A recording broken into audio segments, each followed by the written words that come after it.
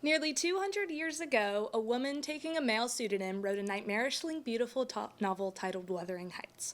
Emily Bronte's Gothic work of literature has since been adapted over 5 times in film, most recently by Saltburn director Emerald Fennell. It was quite difficult to ignore the public's mass outcry prior to the film's release, so I took it upon myself to read the novel and come to my own conclusions regarding this newfangled adaptation. In hindsight, I should have watched the film first and then read the book, as I'm regrettably left with an unintelligent, raunchy, and frankly offensive taste in my mouth. 2026's Wuthering Heights famously has quotation marks bookending the title, as in Fennell's words, "This is the version where I wanted stuff to happen that never happened." I'd argue that this is a detrimental understatement, as I believe the film is not a version of the novel at all, rather, it's entirely made up of stuff that never happened. Fennell has solely adapted part 1 of the novel, the famous tale of Catherine Earnshaw, daughter of a widower and sister of a sadistic brother who finds companionship in a boy her father takes in, Heathcliff. The boy is both relentlessly abused by the brother and tormented by the passion he has for Catherine, with the plot igniting after they both spitefully marry their neighbors across the moor. As far as characters go, Fennell eliminates and edits them as she pleases, transforming a villain of a brother to an alcoholic father and a survivor of domestic violence to a brainless kinkbot. Despite this, our 2 leads are shown both as children and adults, as they are in the novel, with a prologue so blunt and meaningless I wish it would have been scrapped and built in favor of a more extensive build-up between them as adults, played by Margot Robbie and Jacob Elordi. Robbie's Kathy is loyally obnoxious, however, Elordi's Heathcliff once again fails to showcase that Oscar nominee's actual talent, thus diminishing him to be just another brute with a big heart.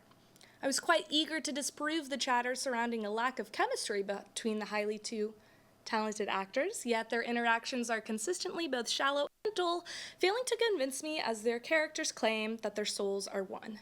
I blame the writing for this, as Fennell has dumbed down Bronte's extraordinary dialogue to exorbitant measures.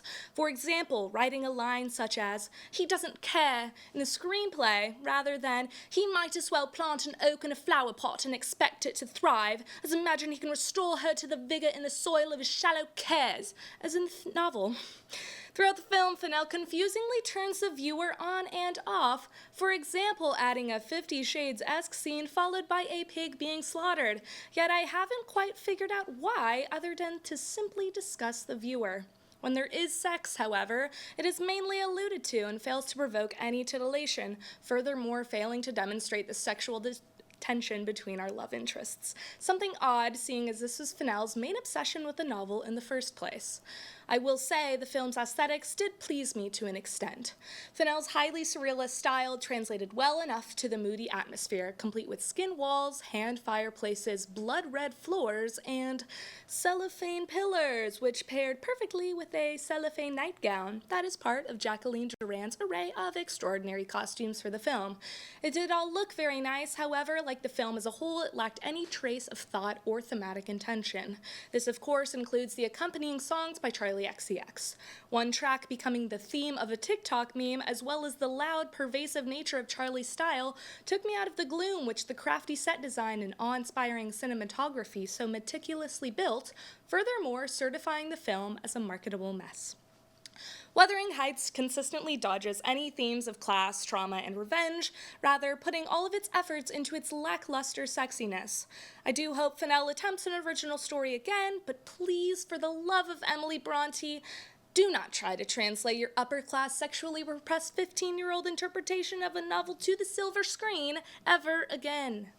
Go watch Wuthering Heights in theaters, and then go read the book. Then, if you would be so kind, let us know your thoughts at Sneak Peek TV on our socials.